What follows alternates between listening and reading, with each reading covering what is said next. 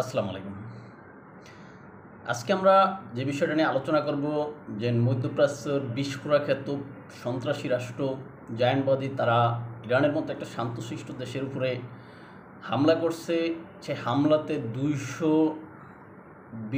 যুদ্ধ বিমান ব্যবহার করছে এবং 320টি প্লাস মিসাইল বা লক্ষ্যবস্তুতে হামলা করছে।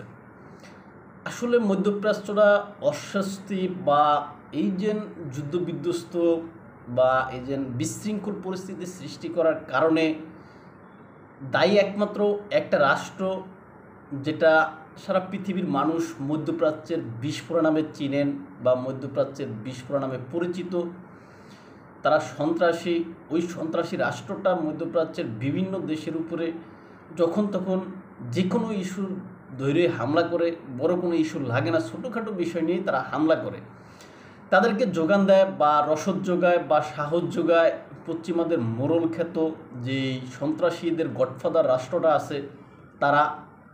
তাদের কথা আমরা এখানে মুখে বলতেও পারি না, নাম নিলেও তাদের নাম নিলেও চ্যানেলে সমস্যা হয়।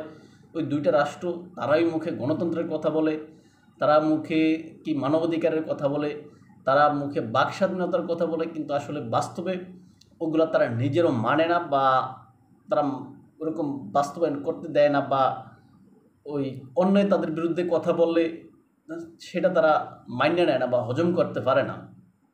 যার কারণে ওই ব্যক্তি বা ওই ব্যক্তির যে সমস্ত চ্যানেল আছে ওগুলো ক্ষতিগ্রস্ত করে তাদের ওই যে আছে, শক্তি আছে বা তাদের যেই প্ল্যাটফর্মগুলো আছে সেগুলোর মাধ্যমে। তারা সর্বশেষ ইরানের উপরে যেই নগ্ন হামলা করছে, ওই হামলাটা আসলে খুবই নিন্দনীয়।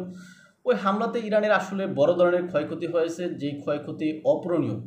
কেননা ইরানের সর্বোচ্চ নেতার পরে অর্থাৎ আয়াতুল্লাহ আলী খামেনির পরে যে সমস্ত ব্যক্তিবর্গ আছেন তাদের উপরে এখানে হামলা হয়েছে বা তাদেরকে মৃত্যু নিশ্চিত করছে। এখন এই ক্ষেত্রে সেনাবাহিনীর প্রধান সে তাকে নিহত করছে বা তাকে শহীদ করছে।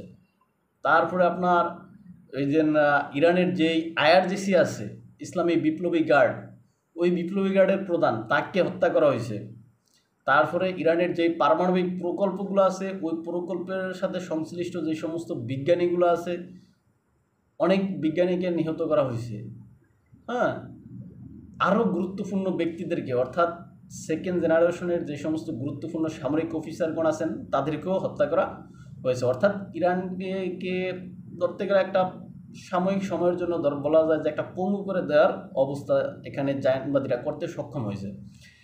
এখন এর বিপরীতে ইরান পাল্টা প্রতিশোধ নিবে এই কথা বলার আগেই পশ্চিমাদের মোরল তারা নিজেদের অবস্থান এখানে ব্যক্ত করতে চাইছে যে তারা এখানে আপনার কোনো জড়িত নয়, অর্থাৎ তারা জায়নবাদীদেরকে হামলা করতে তারা কোনো সহায়তা করেনি বা তারা এর সাথে জড়িত নয়, এরকম একটা বার্তা তারা দিয়েছে।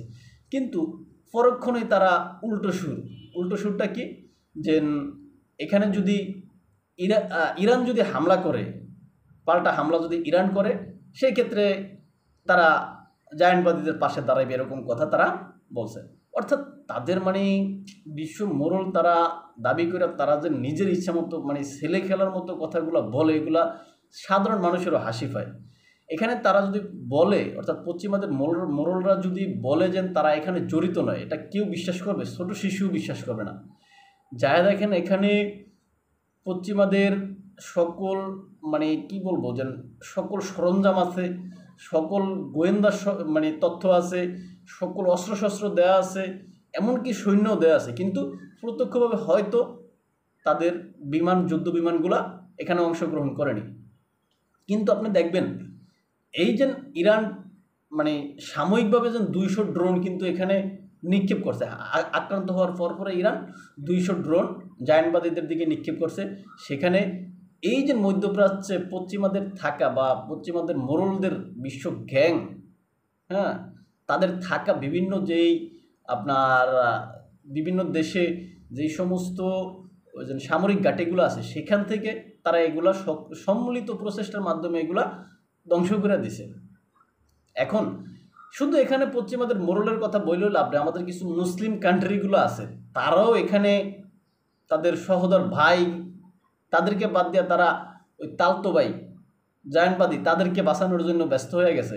যেমন জর্ডান কি করছে, তাদের যেই আকাশ প্রতিরক্ষা আছে ওই আকাশ প্রতিরক্ষা ব্যবস্থা ব্যবহার করে তারা ইরানের এই ড্রোন কিন্তু ভূপাতিত করছে। আপনারা জানেন ইরান থেকে জায়ান্টবাদীদের দেশের দূরত্ব অনেক বেশি, তারা এই জন্য অনেক দেশের উপর দিয়ে আসতে হয়। আর এই জন্য কিছু দেশ সরাসরি পরে ওই সমস্ত দেশগুলোতে আপনার পশ্চিমাদের সামরিক ঘাঁটি আছে, ওই সামরিক ঘাঁটি এবং আমাদের মুসলিম দেশগুলার বেইমানি এই সবগুলো মানে সবাই একত্রিত হয়ে এখানে এই আক্রমণগুলো প্রতিহত করে দেয়। এই জন্য ইরানের আক্রমণগুলো অত বেশি ক্ষয়ক্ষতি করতে পারে না।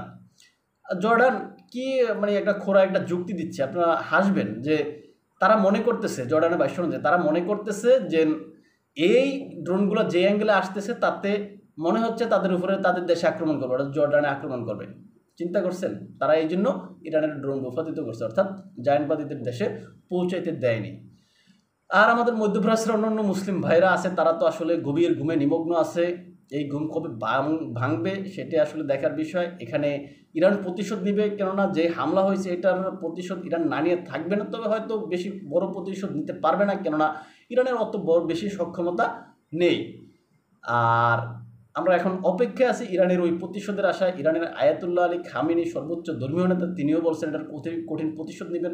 তবে ইরান বলে প্রায় সময় কঠিন প্রতিশোধ নেবে, কিছু কিছু হালকা কিছু আক্রমণ করে, তবে সেই ক্ষেত্রে জায়ান্টবাদীদের ক্ষতি বেশি করতে পারে না। এখন এই ক্ষেত্রে এত বড় ক্ষতি ইরানের হয়েছে, এই ক্ষতির বিপক্ষে ইরান কোন ধরনের হামলা করে সেটা এখন দেখার বিষয়। তো ভালো থাকবেন সবাই, আজকে এখানে শেষ করলাম। আসসালামু আলাইকুম।